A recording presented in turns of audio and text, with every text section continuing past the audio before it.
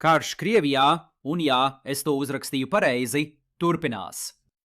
Mēs tūlīt pievērsīsimies trakulīgajai kartei, bet man ir jāatklāj galvenā doma šodienai. Vidusmēra Krieviem šo karu kļūst arvien grūtāk uzturēt, un tas viss pateicoties dažiem agrīniem rietumu sankciju lēmumiem, kuri beidzot sāk ietekmēt Maskavu. Jā, šodien mūs sagaida aizraujoša izpēte par MILF un pārapdrošināšanas polišu salīdzinājumu, un es ar lepnumu varu teikt, ka noteikti esmu pirmais cilvēks vēsturē, kurš šīs divas lietas ir apvienojis. Turklāt mēs arī mēģināsim saprast, kāpēc pats Kremlis neko nedara lietas labā.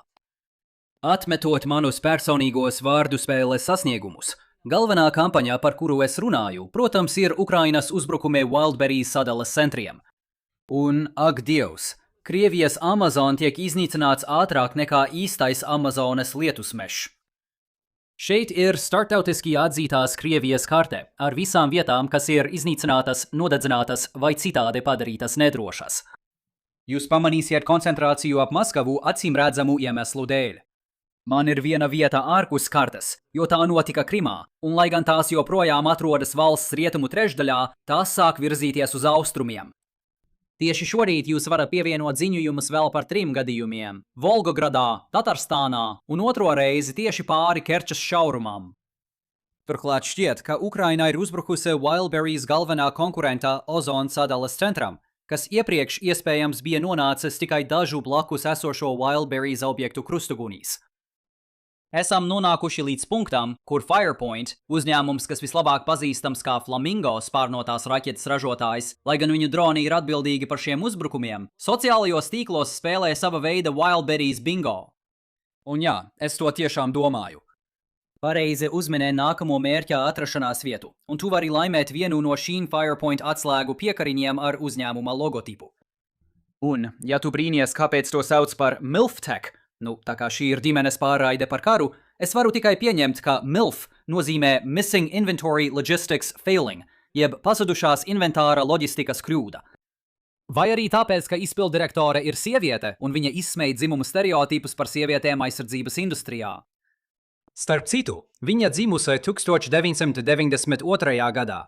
Ja vecākajiem mileniāļiem vajag vēl vienu iemeslu pārdomāt, ko viņi visu dzīvi ir darījuši.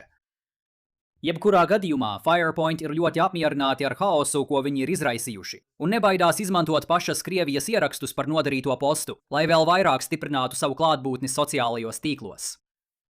Taču, lai cik interesanti būtu MILF tematika sociālajos tīklos, patiesais stāsts, kas šobrīd ir Krievijas problēmu pamatā, ir apdrošināšana. Jā, garlaicīgās vecās finanšu sistēmas atkal liek par sevi manīt. Uzņēmumiem ir nepieciešama apdrošināšana, lai nodrošinātos pret dažādiem riskiem, ar kuriem tie saskaras ikdienā. Jums var būt lielisks biznesa modelis, kas uzticami nes peļņu, taču pastāv neliela iespēja, ka kaut kas var noiet pilnīgi greizi.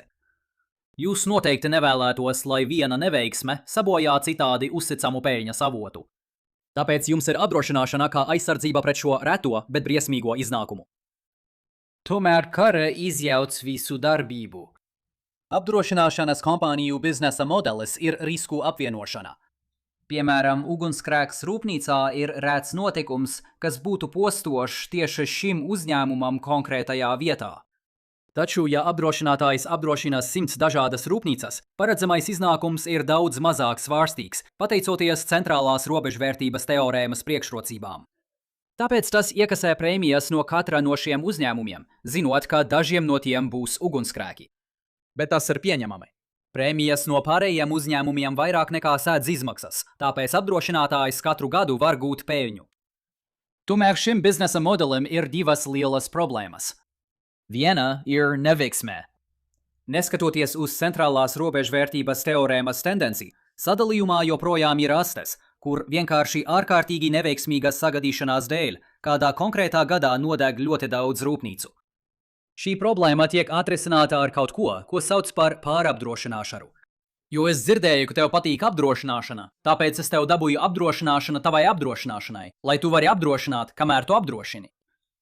Katrai atsevišķai apdrošināšanas kompānijai ir zems neveiksmes risks, tāpēc pārapdrošinātājs apvieno šo risku tādā pašā veidā, kā apdrošinātāji apvieno risku uz sākotnējām kompānijām. Tā ir tā burvība, kas slēpjas aiz apdrošināšanas industrijas, par kuru mums, parastajiem cilvēkiem, nekad nav jādomā, jo viss notiek aizkulisēs. Bet bez tā viss sāk izjukt, un jūs, iespējams, neusticētos savai apdrošināšanas kompānijai, ka tā spēs jums izmaksāt atlīdzību, ja šādas sistēmas nebūtu. Turpinot tālāk, otrā problēma ar pirmā līmeņa apdrošināšanas schēmām ir korelētais risks. Kad lielāko daļu laika tikai 3% rūpnīcu notiek ugunsgrēki, sistēma darbojas lieliski. Kad 97% gadījumu ugunsgrēku nav, bet 3% gadījumu visās rūpnīcās notiek ugunsgrēki, viss sabrūk. Protams, apdrošināšanas kompānija 97% gadījumu pelnītu lielu naudu, bet 3% gadījumu tā kļūtu maksātnespējīga. Tāpēc apdrošināšanas polisēs parasti ir iekļautas nepārvaramas varas klauzulas, no kurām lielākā daļa aizsargā pret izmaksām, ja bojājuma cēlonis ir saistīts. Varētu šķist, ka tas ir triks, ko apdrošināšanas kompānijas izmanto, lai apietu savu segumu, taču patiesībā tas atspoguļo realitāti. Apdrošināšanas kompānijas burtiski nevar izmaksāt visiem vienlaicīgi. Klientiem nevajadzētu maksāt par šādu neparedzētu gadījumu, nedz arī gaidīt, ka viņi saņems šādu segumu. Varbūt jūs saprotat, uz ko tas vēd. Padomājiet par korelācijas problēmu Ukrainas bumbu kontekstā. Lai apdrošināšana darbotos, zināšanām, ka manai rūpnīcai bija problēma, nevajadzētu neko pastāstīt par to, vai tavai rūpnīcai bija problēma. Tomēr strateģiskās bombardēšanas kampaņas tā nedarbojas. Zinot, ka tavs izplatīšanas centrs tika iznīcināts, es domāju, ka arī mans visticamāk ir iznīcināts. Fakts, ka Ukraina vispār uzbruk šādām lietām, liek visiem pārējiem justies nemierīgiem. Un, lai padarītu situāciju vēl sliktāku, jo vairāk es redzu iznīcinātu, jo lielāka iespējamība, ka arī mans ir iznīcināts, jo mēs uzzinām arvien vairāk par bombardēšanas kampaņas apmēriem. Savukārt, standartā apdrošināšanas polises šeit nedara. Tas nav tikai jautājums par lielāku iznīcināšanas risku. Apdrošināšanas kompānijas vismaz šo problēmu varētu atrisināt ar augstākām prēmijām. Problēma ir korelācijā. Šeit joprojām pastāv apdrošināšanas risinājums. Iekasē šīs augstās prēmijas, un tad meklē pārapdrošinātāju. Pārapdrošinātājs tad prasīs savas augstās prēmijas, bet ja viņi apdrošina daudzus citus apdrošinātājus, viņi var absorbēt šo korelēto risku vienā, ja vien šis korelētais risks nav korelēts ar citiem riskiem, ko viņi uzņemas. Tieši tur rodas vēl viena problēma tieši Krievijai. Pasaulē nav daudz pārapdrošināšanas kompāniju. Šī uzņēmējdarbība ir ārkārtīgi kapitāla ietilpīga, ja vēlaties ticami nodrošināt savas garantijas. Un tā vienkārši sagadās, ka labākās pārapdrošināšanas kompānijas ir rietumu uzņēmumi. Tātad tagad jūs varat redzēt, kur ir problēma. Krievijas uzņēmumi sāka pāriet uz Krievijas apdrošināšanu pēc Krimas aneksijas 2014. gadā, un pēc 2022. gada iebrukuma viņiem būtībā nācās pēkšņi pāriet uz vietējiem uzņēmumiem. Šīm apdrošināšanas kompānijām arī nācās pāriet uz Krievijas pārapdrošinātājiem. Bet tad mēs saskaramies ar vēl divām problēmām. Pirmkārt, Krievijas pārapdrošinātāji ir mazi. Šodienas uzdevumam tie ir pārāk mazi. Otrkārt, un te lietas kļūst sarežģītas, pārapdrošinātājiem ir sava pārapdrošināšana, ko sauc par retrocesiju. Tieši tā, es tev dabūju apdrošināšanu tavai apdrošināšanai, lai tu varētu apdrošināt, kamēr tu apdrošini. Retrocesijas pakalpojumu sniedzēji uzņemas vislielāko risku, tāpēc viņiem jābūt vēl lielākiem un jāizkliedē risks, aptverot pēc iespējas plašāku loku. Diesuļvētra Floridā un zemestrīce Taivānā ir gandrīz pilnīgi nesaistīti notikumi, tāpēc viņi joprojām var būt samērā mierīgi. Un dienā, kad tu vari salikt šo informāciju kopā un vienmēr būt soli priekšā man, es pieņemu, ka tu redzi šeit problēmu. Krievijas pārapdrošinātājiem nav pieejas retrocesijai, tieši tāpēc, ka tā prasa piekļuvi globālajiem tirgiem. Tas atstāja pēdējās instances apdrošinātāju, pašu Krievijas valsti. Un līdz šim Krievijas uzņēmumi no valdības nav dzirdējuši neko vairāk kā tikai līdzjūtības vārdus un lūgšanas. Pat dabas katastrofu gadījumā valdības bieži kļūst par faktisko apdrošināšanas kompāniju, kad neviens uzņēmums nevēlas uzņemties risku. Viņi faktiski socializē sliktu iznākumu izmaksas, uzliekot tās visiem valsts iedzīvotājiem. Krievijas gadījumā tas būtu tikai atbilstoši. Pirms 4 gadiem Kremlis noteica, ka Ukrainā būs pilna mēroga karš. Tāpēc, kad šis karš atgriezās Krievijā, valstī kopumā būtu jāatbild par nodarīto kaitējumu. Nav loģiski, ka privāts uzņēmums uzņēmas kara nastu.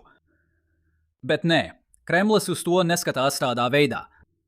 Un nopietnas palīdzības trūkums, izņemot solījumus par aizdevumiem un nodokļu atlaidēm, liek uzdot jautājumus par to, ko Kremlis šeit domā, jo katrs krievs, kas iesaistīts e-komercijā, tagad pats uzņemas kara izmaksas. Mans labākais minējums, lai izskaidrotu bezdarbību, ir 2 faktoru kombinācija. Pirmkārt, Kremlis to vienkārši nevar atļauties. E-komercija veido apmēram 8% no IKP, ja Wildberries un tam līdzīgu uzņēmumu iznīcināšana ietekmē arī viņu trešo pušu pārdevējus. Un tas vēl ir pirms citi sektori iesaistās, piemēram pārtikas tirgotāji, kuri apsver iespēju samazināt savus izplatīšanas centrus, lai izvairītos no šīs pašas problēmas. Kremļa rīcībā nav pietiekamas likviditātes, lai sēktu šāda apmēra zaudējumus. Tikai tad, ja tiktu izdrukāts absurdi liels naudas daudzums, un Krievijas ekonomisti zina, ka tā ir slikta ideja daudzu citu iemeslu dēļ. Atceries, Kremļa finanšu iespējas šobrīd ir ierobežotas, jo tas ir zaudējis savus naftas pārstrādes rūpnīcu ienākumus. Tāpēc arī klīst baumas, ka Krievija varētu atteikties no līguma karavīru vervēšanas un pāriet uz 500 000 vīru mobilizāciju 2 mēnešu laikā, jo šī iespēja izmaksā daudz mazāk. Un jebkāda likvīda nauda, kas Krievijai vēl ir, tiek glabāta seifos, lai nodrošinātos pret iespējamu krīzes izplatīšanos, kas varētu radīt sistēmisku risku visai Krievijas finanšu sistēmai. Pēdējo reizi, kad mēs runājām par Wildberries, galvenais secinājums bija, ka uzņēmums nerada šāda veida problēmas, ņemot vērā publiski pieejamo informāciju. Savukārt Kremlis šovakar var gulēt mierīgi, priecīgs, ka tas atkal ir pārlicis kārtējās kara izmaksas uz kāda nenojaušoša upura pleciem. Vai vismaz politikas veidotāji aiz šīm cietokšņa sienām var mēģināt gulēt mierīgi, kamēr neapmierinātie krievi nesāk iziet ielās? Tātad, kādi ir mūsu galvenie secinājumi šodienai? Ukrainas triecieni pa Wildberries turpinās un šķiet izplatās arī uz saistītiem mērķiem. Krievijas apdrošināšanas kompānijas nespēja tikt galā ar šo problēmu tās apjoma un iepriekšējo rietumu ekonomisko sankciju dēļ. Un Kremlis līdz šim nav uzskatījis par vajadzīgu risināt šīs problēmas, lai gan šobrīd tas ir vienīgais, kas to varētu izdarīt. Tikmēr jūs varat atcerēties, kā tas viss sākās, izlasot kādu no šīm 2 lieliskajām grāmatām, kas aptver kara izcelsmi. Papildu informāciju par tām meklējiet video aprakstā. Ja jums patika šodienas video, lūdzu nospiediet patīk, dalieties ar to un abonējiet kanālu, un tiekamies rīt. Saudzējiet sevi!